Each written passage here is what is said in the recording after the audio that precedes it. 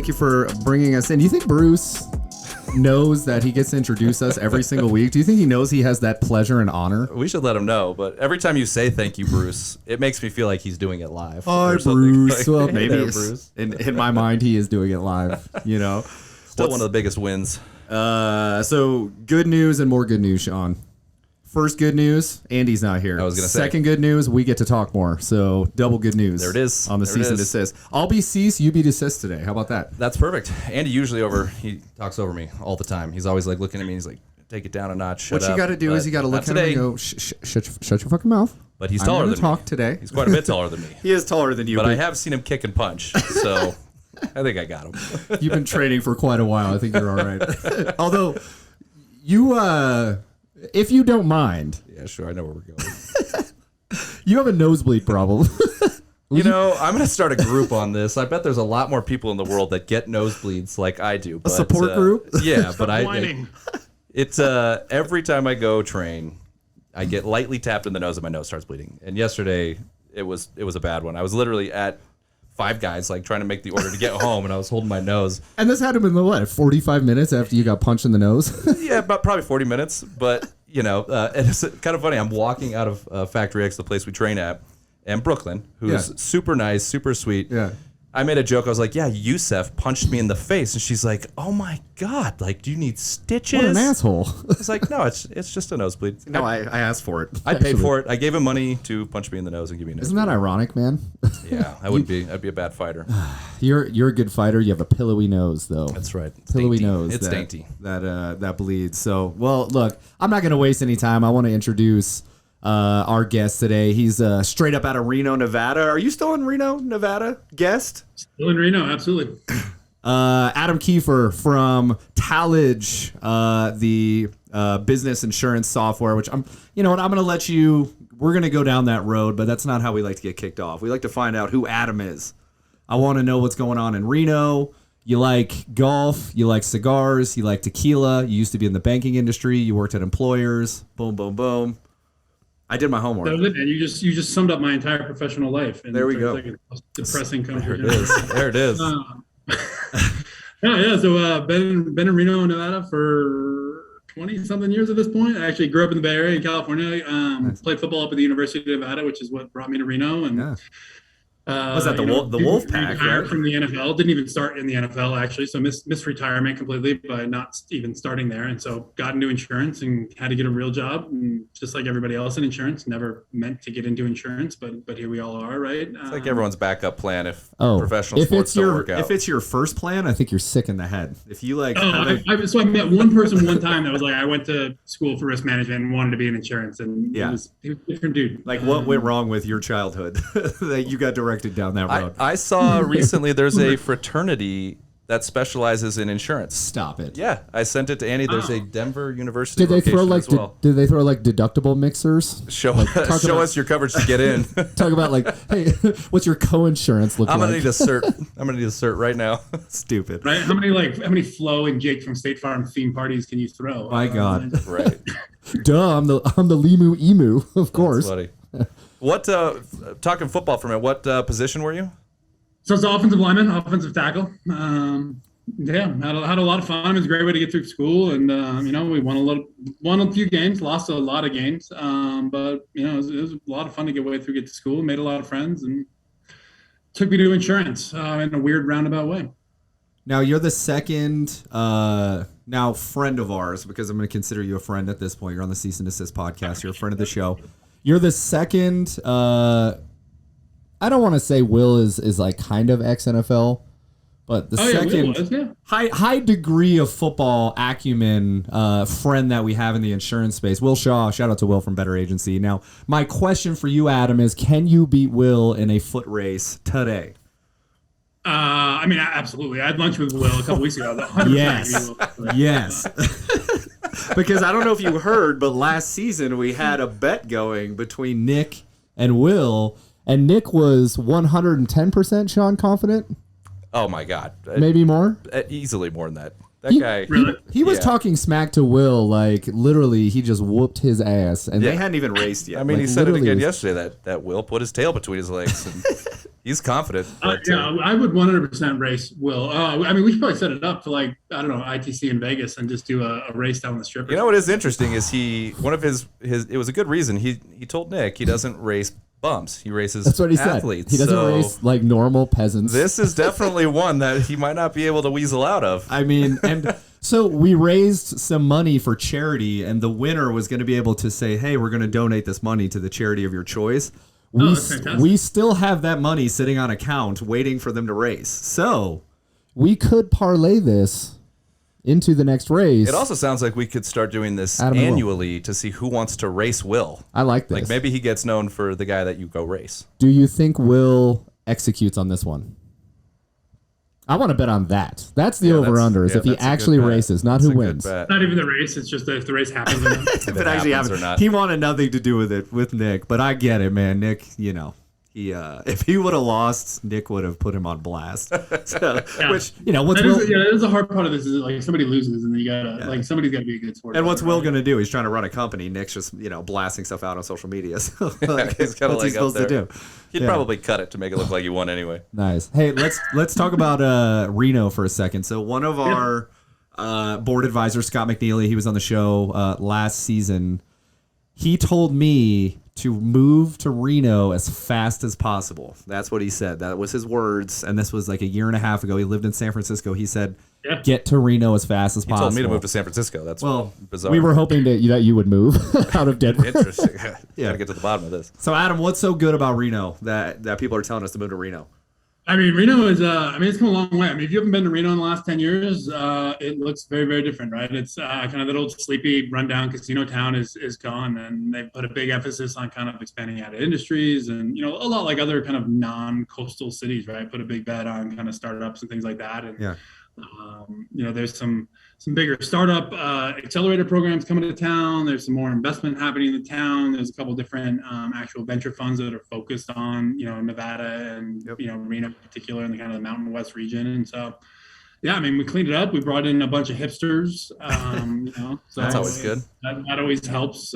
We had them shipped in from San Francisco, I think. They didn't want to pay state income tax anymore. They're like, get me out. There's also that, right? I was getting to that one. That's a big one. There's no state income tax here, which is huge. And so that's super beneficial. And they've cleaned up the way they've kind of run the corporate stuff. I mean, so starting a company here in Nevada, you know, it's on par with kind of starting a company in Delaware, right? Everyone's got their Delaware LLC, like the Nevada LLC is kind of picking up steam. And so, it's and it's great weather, right? I mean, we kind of got all 4 seasons, but it never snows that much. It never gets that hot, right? It's not like Vegas where it's 125 degrees. Like we don't get that hot. We don't get that cold. So it's close to Tahoe. Tahoe. Yeah, we're 30 minutes to the lake. How were those fires last year? Those fires were crazy. So that is one part that is not that awesome the last couple of years. Sure. Like the way we sit in the valley, and so basically California smoke comes over and kind of sits on top of us for a month. Flame broiled burgers, though, which you like. Yeah. I do like flame broiled burgers, and also that's just typical of California. Like the LA Lakers are just there's smoke over the Denver Nuggets season in general. Adam, I've got a question for you about Ryan. I don't know if you know this, but Ryan is a self-proclaimed Billy Goat. He can eat a lot of food. I can eat a lot of food. And on one of the podcasts last year, we bet him, or maybe he just said it, on how many Junior Whoppers he thought he could eat in one sitting. He bet himself, and then Andy and I did an over-under, and Ryan made good on this bet last week or 2 weeks ago. Okay. If you had to guess, over or under, what did we do? Like 8.5 was the over-under? Andy did? My projection was 10. His projection was 10. Andy was under at 8, so yeah, it was 8.5. You were at 9. How many Junior Whoppers do you think Ryan ate, and how many do you think you could eat in one sitting? That's a tough question because I was actually trying to think how big I've never ordered not a double Whopper, so I'm trying to think how big a Junior Whopper is, right? I mean, I feel like in a bet environment, I'm gonna take the over. I'm gonna say you did it, but that's a lot of beef, and you would be right. You ate 11. I ate 11. 11. I successfully ate 11 Junior Whoppers, and I legitimately was not that full. Sounds gross even saying. It was gross. I felt like a total slop.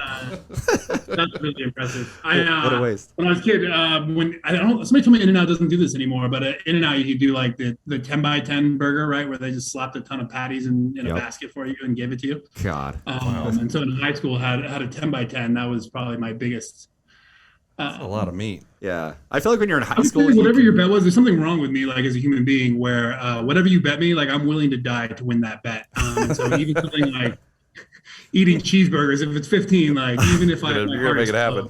I mean, I ate the largest burrito known to man in All right, ITC. so That we're gonna get you burrito to was race? disgusting. You're gonna race Will, and you're gonna have an eating contest with Ryan. ooh, it's the InsurTech Olympics. We're gonna pick we do different the run events. before the eating. We're gonna live stream the InsurTech Olympics. This is gonna be amazing. What else can we? What can we get Will? What can we get Will do? Best dancer in a fanny pack? Nick Or Nick, sorry, Yeah, we yeah. got to get some other people, but I like the idea of some Olympics. The InsurTech It's Olympics. like the Caesar Sportsbook to set some lines on some things. That'd and be we good. can- I like this. We can get a lot of action going. Be good. This is nice. Well, so you worked in banking for a little while, right? What was it, about a year and a half? So officially, a year and a half. I and actually a worked half? in banking for about 3 days, and then I started Tallage on the side. So you Wow. mentally checked out after 3 days of being in banking. Yeah, banking was brutal, man. I don't know if you guys have any experience in that, but it is a rough industry, and it was tough to kind of close deals in an environment like that. And so, so my co-founder Matt Donovan and I actually grew up together, so we knew each other since we were in 5th grade. Matt's mom was my 5th grade teacher, actually. Wow, that's cool. That's awesome. So, yeah, no, it's been a blast. And most days we still like each other for the most part.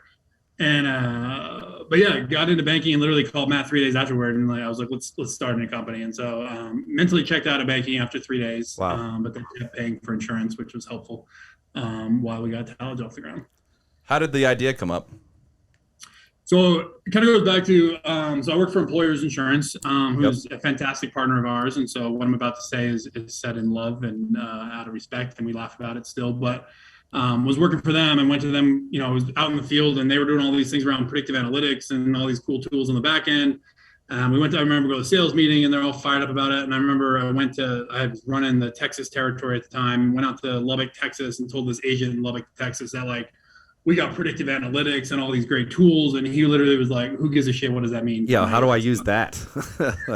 Yeah. It was like this realization. I was like, yeah, who does give a shit? Right? Yeah. It's like having data but not knowing what to do with it. It's like, yeah, I suck at cross-selling. Now what?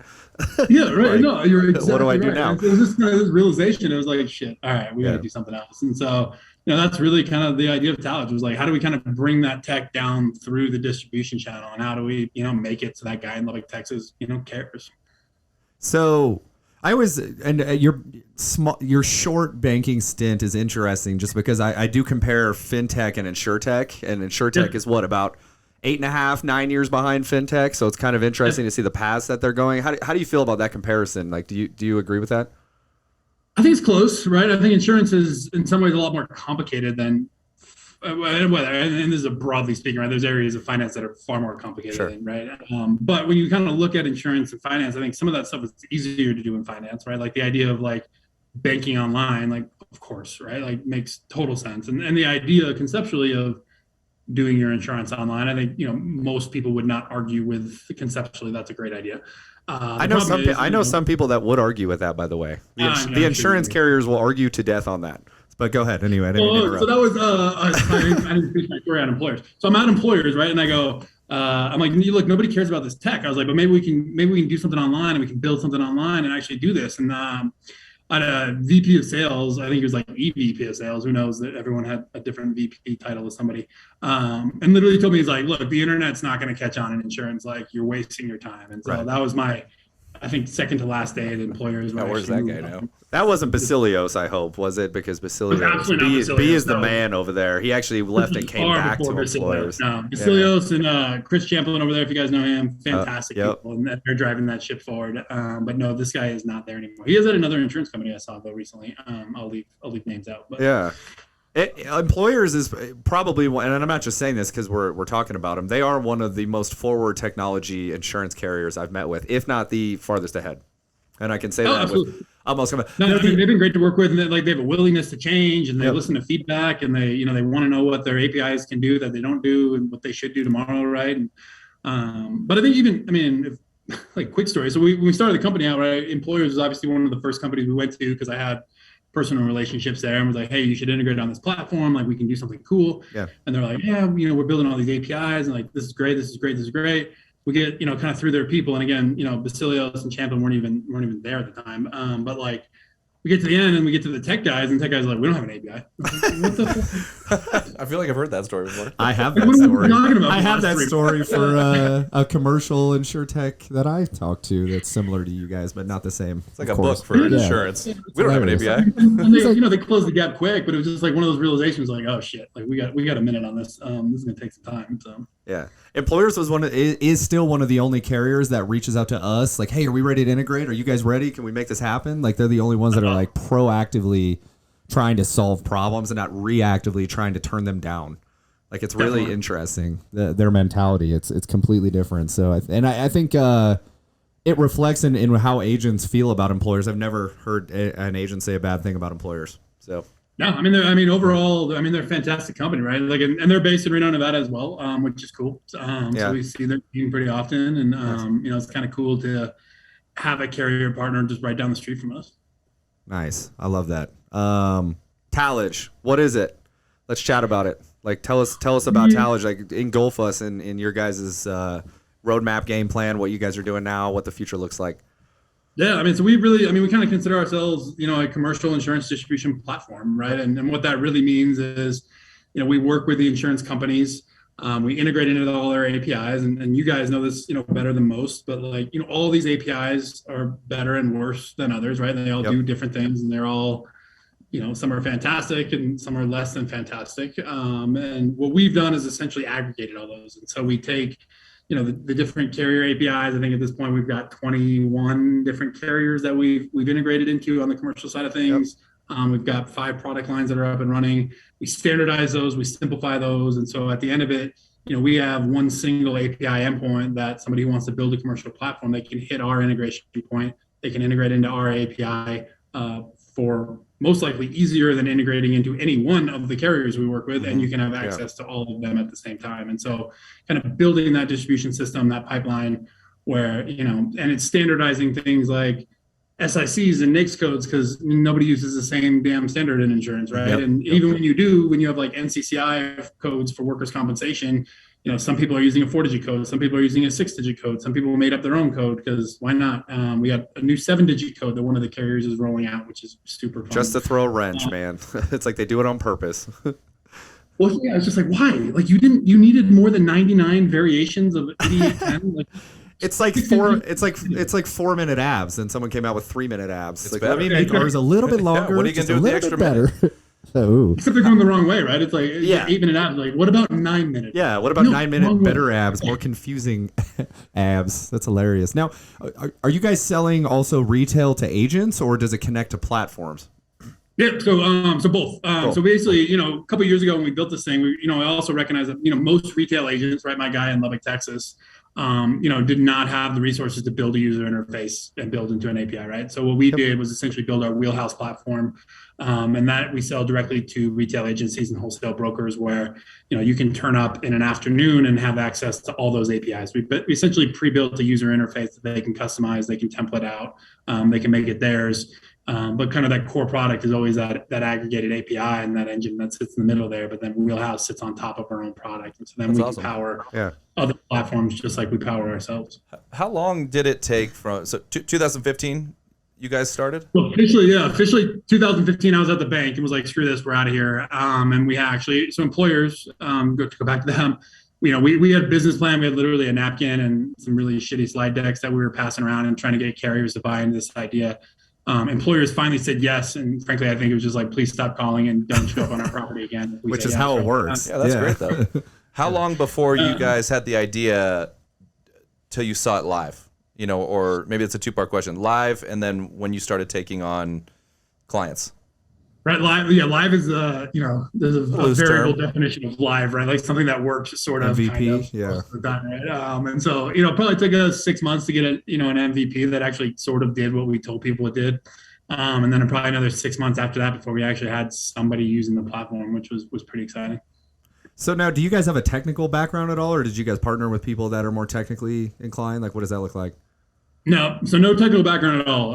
So my background's on insurance. Matt's background is much more kind of he did all the things his mom wanted him to do, right? He went to UCLA, then went to Cornell for his MBA and checked all those boxes and went and worked for American Express and PricewaterhouseCoopers and all those things, and then got into startups. And so he had done a couple different kind of go-to-market strategies with a couple different startups and had kind of helped them with their go-to-market plans and early kind of influence there. And that's kind of why I reached out to him, was like, how do we kind of take this from an idea to actually something somebody wants to buy? And so we thought we had a great idea, kind of hashed through some business plans, and then realized immediately that like neither one of us had any clue on how to develop anything. And so brought on some engineers, and I think we got pretty lucky with the first couple engineers who could take us, kind of that next step. And now we've got actual smart people that are running the whole thing and building out our platforms. Yeah, it's a beautiful place to be. When you get smarter people than you, that's what we have. Way smarter people than us, which is key. Find people smarter than you and get out of their way. You're like, I should be in this meeting, right? I'm not smart enough to be here. It's a good feeling. It's awesome. When you can get out of the way and just say, hey, I'm not needed here anymore. This is great. Yeah. Perfect. Like, I'm good. Yeah. I will remove myself from the conversation. One question. So on Wheelhouse, is the agent using their agency codes? Do you guys have appointment opportunities or a mixture of both? Yep. So, ideally they use their own stuff, right? And so our system is really designed to be invisible. So you're a Wheelhouse agent, you're on our platform, you're directly appointed with whoever you're appointed with. Nice. We take your information, we pass it through, and your daily underwriter has no idea that Tallage Wheelhouse was ever involved in anything, right? Got it. We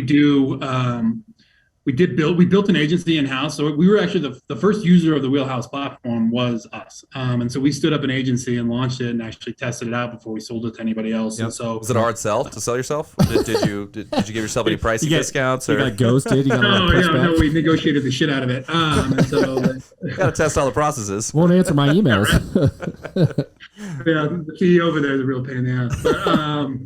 But yeah, so we used it ourselves, and then we were basically planning on shutting down the agency because that really wasn't the intent. And we had a couple agents that were like, hey, I don't have an access to travelers. Yeah. Like, well, we can wholesale it. So we basically built a wholesale agency inside that just lives on the software platform to basically get market access. That's a great idea. Yeah. And then does the agent just service that business? How does that work? Yeah, so if it's their business, right, they use their code, like we just step out of the middle, like we're gone, right? Yep. We basically own it for, kind of the month where they're either writing new business or renewing it. And then we kind of run parallel to their agency management system and integrating with those guys now where, they service it, they service endorsements there, whatever they normally do. And then we can process their renewals automatically. We can set up triggers. We can set up, alerts, timers, however we want to do it. If pricing goes up, we can then, trigger, remarketing the account, whatever we want to do. And so it's really that 1 month of the policy life cycle is what we really want to own. Yeah, that's a big project, man. Yeah, that sounds massive. Because you're essentially creating a digital commercial MGA, but also this tech platform that people can use. Pretty versatile. It's that's a lot.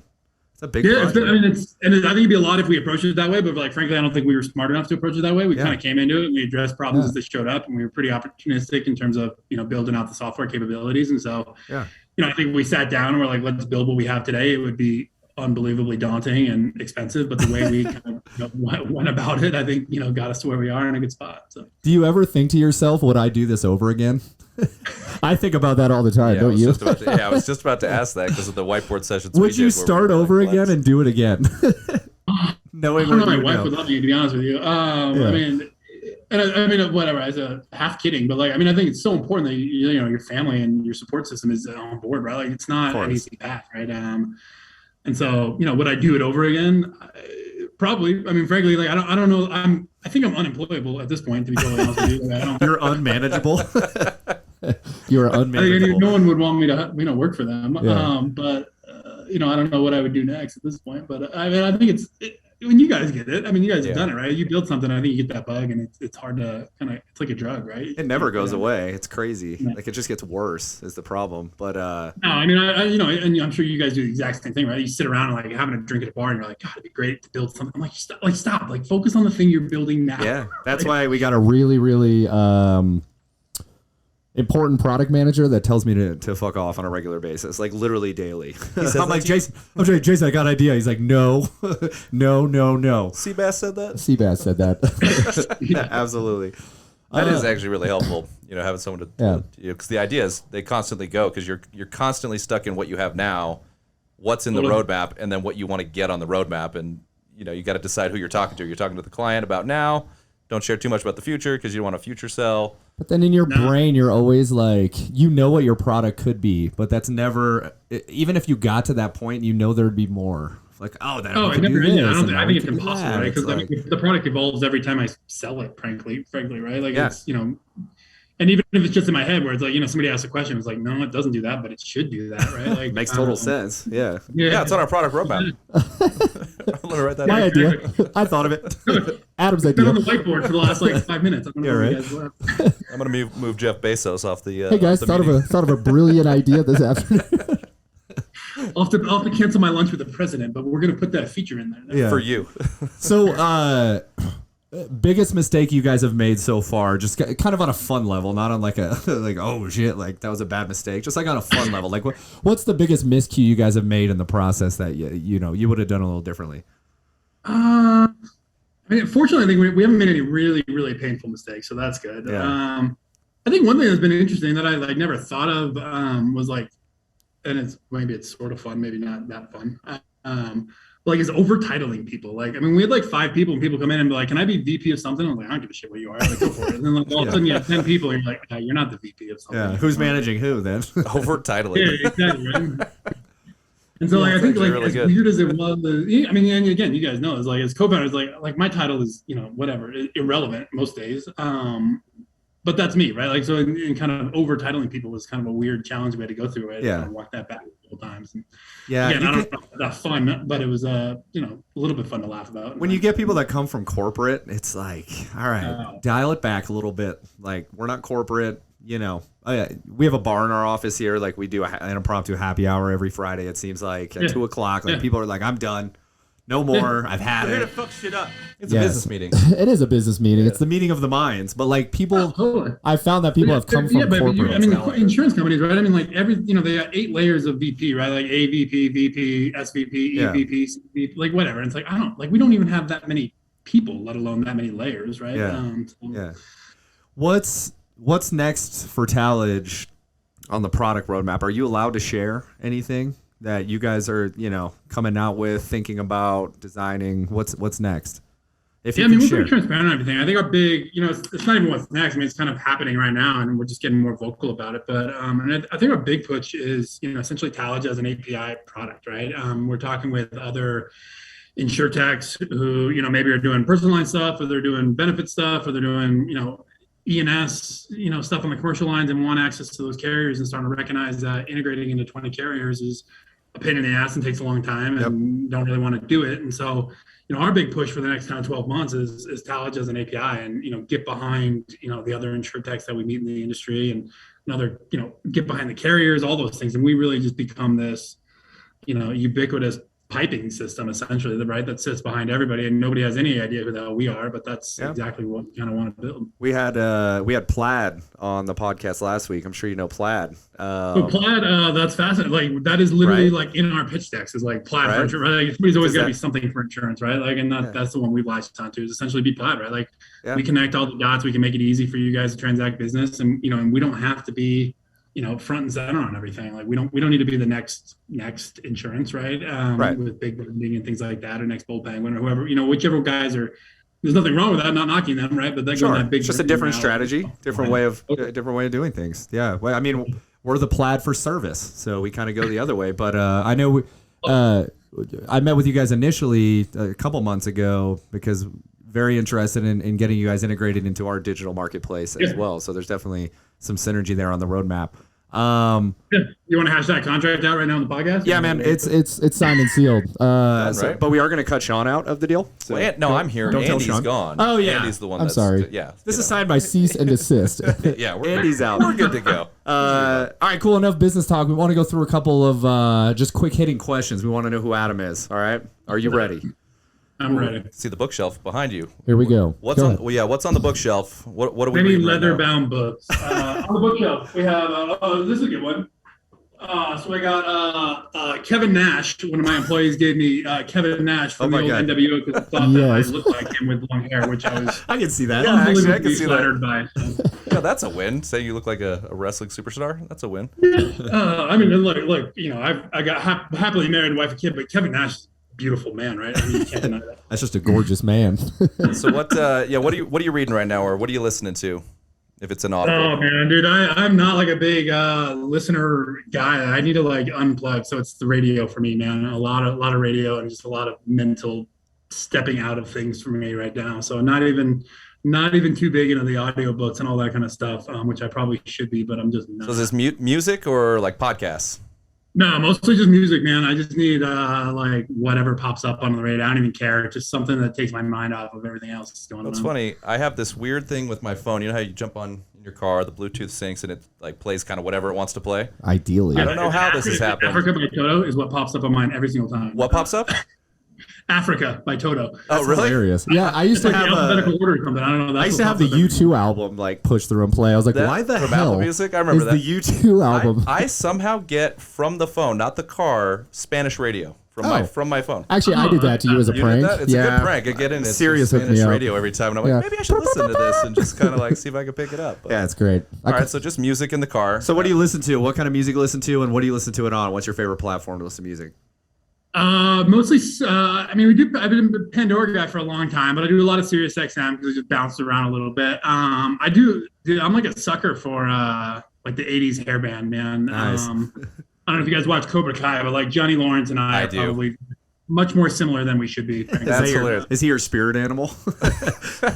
We might be the only people that watch Kevin that. Nash and Johnny Lawrence had a baby. That's hilarious. I put that most recent season on because I got hooked because I was like, it's Karate Kid. It's kind of a dumb show, but I enjoy watching It's it. more than kind of a dumb show. It's My amazing. wife watches me watching it for like 5 minutes. She's like, this is the stupidest show I've ever seen. And I was like, you watch every single Housewives, Salt Lake even. Come on. Like My wife, all the Housewives, she watches it. She's like, this is so dumb. I was like, yeah, but the difference is like this knows it's dumb, right? Like the Housewives doesn't know it. There's no way they don't know they're dumb. Not they're dumb. The show's dumb. Their problems are so nominal. Yeah. It's like that's good. epitome of first world problems. That's but hilarious. anyway, She's it's a like, Cobra Kai. Jesus. What are you investing in right now? And the market is just a shit show, but what are you investing in right now? I mean, when you say investing, like losing money. So I thought it'd be cool. Like I've been watching like from the sidelines on this whole cryptocurrency thing. I was like, this is so dumb. And then like I bought right at the peak. And now I'm convinced, it was super dumb. So you're not a Doge millionaire then, is what you're saying. No, God, no. you didn't get in on Dogecoin at the bottom. Yeah, I rode Doge all the way down. Yeah, right. And then I rode Shiba all the way down. I'm a horrible investor. I'm gonna That's stick perfect. with You that. should send us your trades so we can do the opposite. That's what I do. Because that's what Ryan does too. Yeah, I'm a terrible investor. I'm like, yes, this one looks promising, and then at the very tippy top, I get in. Well, that was like, and this is a little more insurance specific, I guess, but like I was watching all these like SPACs and these insurtech go public, and I was like, I know these guys. Like this doesn't make any sense. Yeah. And then finally Hippo goes, and I was like, you know what? I still doesn't make any sense, but I'm going to do it. And then of course, like Hippo was the one I bought, and then immediately went down like whatever, 85% or whatever. That's how it goes. Brutal IPO. It's been tough for insurtechs. Yeah, we won't jinx ourselves. We're the next wave, so Better times ahead for the Yeah, industry. That's InsurTech 2.0 or 3.0 or whatever we're on at this point. Right? Yeah, who knows, man. It's funny. Who's your favorite sports team pro? Because you're in Nevada, so you've got Las Vegas teams. Like I always, I like feel like I should be a Raiders fan because they're in Nevada now. But as I like to tell people, I went to college, so I can't be a Raiders fan. Yep. So I would probably have to go with the Niners, but I don't watch a ton of pro sports. Watch a lot more college on that front. Who's the favorite college team then? University of Nevada. It's got to be There it Nevada. is. What is it? Is Nevada Wolfpack? Am I It wrong is, on that? Yeah, nice. The Wolfpack. That you know that. I'm a concierge of college sports. I don't know about you, Concierge Adam. or connoisseur? Connoisseur, concierge, potato, Sean. thing. Whose show is this? Adam, That way in college sports, just picking fancy titles. How do you feel about the college playoff system in football? I think it's complete garbage. I don't hate the playoff system as much as I hate the whole NIL transfer portal, to be honest with you. I think the playoffs are flawed, but I do think the NIL thing and the transfer portal is going to destroy the sport. What is that? I don't even know what this is. Right? Like I think they deserve the money, but like I just think it fundamentally changes the whole aspect of the thing. Well, you still have to wait a year to transfer, right? Is that still the case? No, you can just go now. Oh, you Yeah, can. don't sit out Okay, so you anymore. don't have to sit out anymore for a year. That was stupid. Yeah. I mean, like we had so Nevada's coach like left and got a new job and fine. But then like he was able to take like 9 players off scholarship and take them with him. And like it just changes the whole.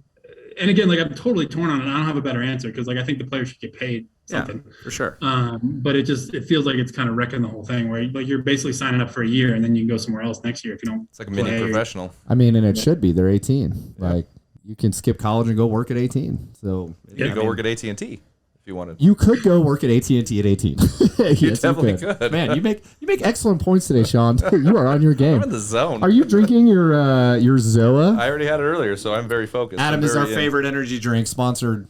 They should sponsor Glowbox called Zoa. Check it out. Zero sugar. Had that one yet. We're gonna get Will all hopped up on it and see what he'll do. So I've been hooked on Monster for a long time, but I'm willing to try new things. Yeah, we'll send you a case. It's the Rock. So it's got to be good. To conclude this interview, because this has been awesome, man. It's a pleasure to meet you. What needs to change in the independent channel of insurance today? What is the one thing where you're like, that sucks and it needs to change, and people's mentality needs to change around that? What is it? And I don't put you on the spot. Yeah, here, I was gonna say that's a big one. Yeah. I want to say today. this with all love and respect. I've been a licensed agent for 20 years or whatever it's been at this point, right? I think agents, have always been just picked on forever that like the agent was going to die, right? Like, I mean, forever they've been talking about the agent's going to die. And I think it's built up this kind of resistance to technology and to change where everything feels like a threat to the agent, right? And I think there's people doing really good work like you guys are and others, and I like to think we are, where it's not about replacing the agent. It's about, making them more efficient, making them more effective, and letting them focus on the things they should be focusing on, right? Like in our case, if your most value that you bring to a customer is logging into 4 different commercial portals to get 4 different workers' compensation quotes, like that's not what you should be doing, right? Like you should be a trusted advisor and a risk manager and all those things that you should be doing. And so trying to take those things out their plate. And I think the agent has just been accustomed to just feeling like they're always being threatened all the time. And so I think it's given them kind of an adversity to technology and to new products. And I think they need to ditch that attitude because the ones that do it effectively are the ones who can be thriving, 10 years from now. That's a great point. Do you see, and to just kind of piggyback off that, do you see any type of agency that seems more engaging in technology? And I think it's easy to say like, oh, younger generations are more into technology. I've actually seen the opposite.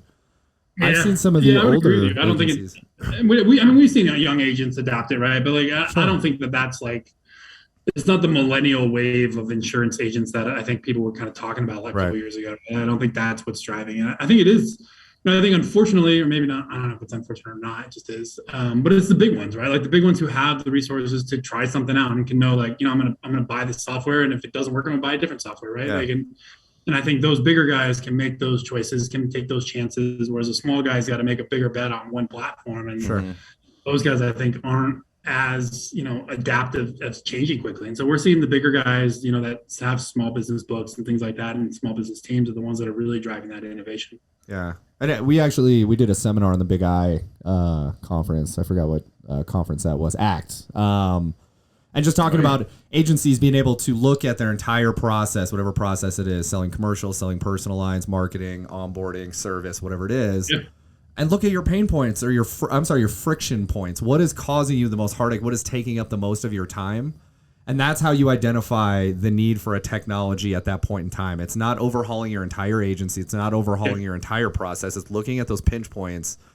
And then, like you're saying, identify a technology that could actually solve that pain point. And that's how you start. That's how you get started. And then justify it by how much pain is going away or what you're time, paying. money, resources. Exactly. Yeah. So, the incremental change I think is big, right? I mean, because we've talked to, I'm sure you guys are running agents the same way, right? Like we talk to agents and it's like, well, your system doesn't, quote personal lines, and it doesn't, issue certificates, and it's like, call me when it does everything. I was like, no, like we can solve you 80% of this problem. Like when we can do everything, like you should be really terrified, right? You better hope we can. Yeah, your current system does nothing. I don't think we will. We actually talked about this last week. We were like, agents come to us to reduce their service resources, cost, time by 25 to 35%. But yet they'll come in and they'll be like, well, I don't really like the way the referral button looks. It's like, well, you didn't come to us for referrals. You came to us to reduce your service by 25 to 35%. Right. So it's like absolutely. let's stay on the Jordan Belfort, the straight line. Stay. Yeah. So I get it, man. I get it. Adam, it was a pleasure, man. Thank you so thank much. you guys for having me. I really appreciate it. Yeah, thanks, Adam. It was great to Shout meet. out to Tallage. We wish you the best of luck. We look forward to working with you guys, and we look forward to the foot race, possibly at ITC as part of the InsureTech Olympics And the eating contest. and the eating contest. a two-event champion potentially right here. I think there should be multiple events. So I think we should start some sort of website landing page where we can suggest other events that Maybe every event has a charity. This could get big. This is getting really good. I like could be this. like one of those California I'm into it, wildfires. man. I'm into it. We do like an InsureTech triathlon that has nothing to do with insurance. Oh, at all. Yeah. Oh my God, this Billy is good. Madison, the decathlon. All right. Well, we'll put Will up on notice. The foot race is happening. And Adam, thank you. Pleasure, man. Awesome. Have a lovely day.